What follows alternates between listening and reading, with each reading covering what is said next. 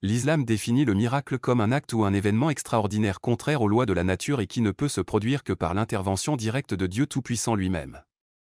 Le mot arabe pour miracle est mujiza.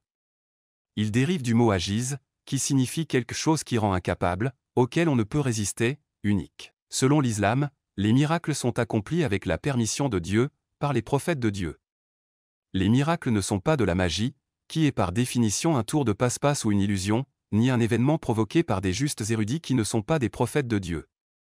Ces événements sont appelés karama. Il existe donc 3 catégories distinctes, les miracles, les karamas et la magie. Dieu a envoyé les prophètes et les messagers principalement pour guider l'humanité.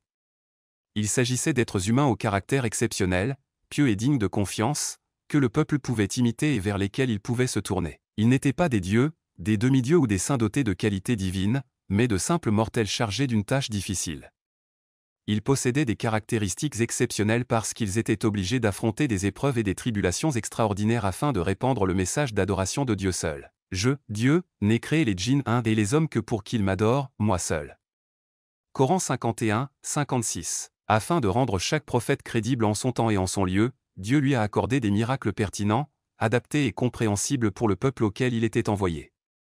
À l'époque de Moïse, la magie et la sorcellerie étaient répandues, et les miracles de Moïse ont donc séduit le peuple qu'il était chargé de guider. À l'époque de Mahomet, les Arabes, bien que majoritairement non lettrés, étaient des maîtres de la parole.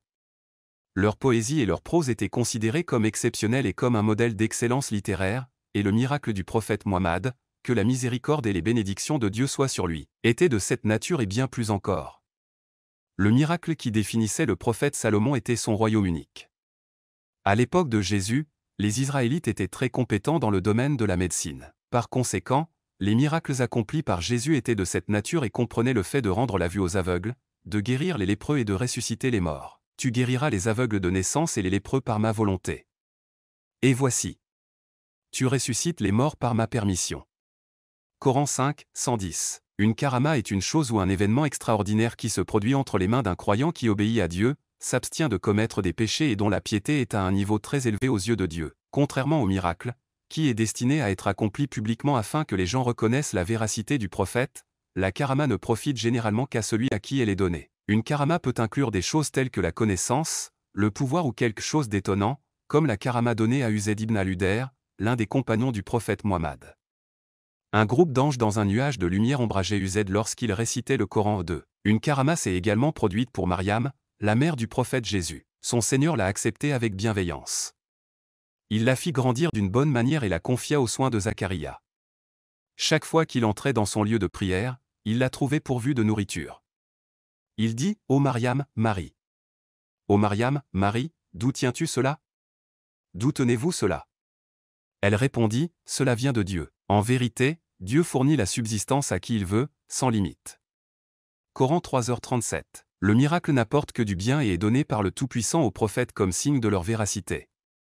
Il est associé à une vie exemplaire en termes de morale et de caractère, et à un message de bonté. La magie peut également produire quelque chose d'extraordinaire, mais elle n'apporte rien de bon.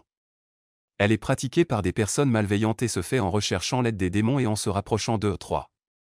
Les miracles ne peuvent être appris ou défaits, alors que la magie peut être apprise, annulée ou défaite. La rencontre du prophète Moïse avec les magiciens de la cour de Pharaon explique la différence entre la magie et les miracles. Ils dirent, « Ô Musa, Moïse. Ô Musa, Moïse. Soit tu lances, le premier, soit nous lançons, le premier. » Moïse, dit, « Lancez-vous, en premier. » Lorsqu'ils lancèrent, ils ensorcelèrent les yeux des gens, les épouvantèrent et firent preuve d'une grande magie. Et nous révélâmes à Moïse, « Lance ton bâton », il engloutit aussitôt toutes les faussetés qu'ils avaient montrées. La vérité fut confirmée, et tout ce qu'ils faisaient fut réduit à néant.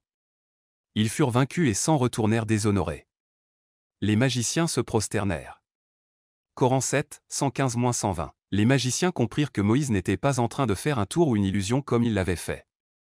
Ils comprenaient bien la tromperie et savaient que les actions de Moïse étaient un miracle. Ils acceptèrent donc la vérité et se prosternèrent devant Dieu, sachant parfaitement que cela entraînerait leur mort pour avoir désobéi à Pharaon. Les miracles peuvent être de 2 types, ceux qui se produisent à la demande du peuple, qui veut un signe de la véracité du prophète qui lui a été envoyé, et le second type, qui se produit sans qu'on le lui demande. Un exemple du premier type est lorsque le peuple du prophète Saleh lui a demandé de faire sortir de derrière la montagne une chamelle et sa progéniture. De même, lorsque les incroyants de la Mecque ont demandé au prophète Mohammed de leur montrer un miracle, il leur a montré la fente de la lune. L'un des compagnons du prophète Mohammed a mentionné cet événement en disant « Nous étions avec le messager de Dieu à Mina, lorsque la lune s'est divisée en deux parties. Une partie se trouvait derrière la montagne et l'autre de ce côté-ci de la montagne. Le messager de Dieu nous a dit « Soyez témoins de cela. 4. Il y a des choses que tu fais peut-être et qui t'éloignent d'Allah. Si tu veux savoir ce que c'est, clique sur le lien dans la description de la vidéo. » Un exemple du deuxième type est ce qui s'est passé lorsque le tronc d'arbre a pleuré et s'est mis à désirer le prophète Mohammed. Le prophète avait l'habitude de prononcer son discours du vendredi en s'appuyant sur un palmier. L'un de ses disciples suggéra de lui fabriquer une chaire, ce qu'ils firent. Ainsi, le vendredi suivant, lorsque le prophète est monté sur la chaire, le tronc d'arbre s'est mis à gémir pour lui comme un enfant. Les musulmans croient que le Coran lui-même est un miracle. Le prophète Mohammed a déclaré « Chaque prophète a reçu des miracles grâce auxquels son peuple a cru, mais j'ai reçu la révélation divine qu'Allah m'a révélée. Et j'espère donc que mes disciples seront plus nombreux que ceux des autres prophètes le jour de la résurrection. » 5. Le prophète Mohammed laissait entendre que le Coran lui-même est le plus grand miracle de tous les temps, c'est un livre miraculeux rempli de miracles de toutes sortes. Sa révélation, son excellence littéraire et son contenu, qui comprend des informations scientifiques, prophétiques et historiques,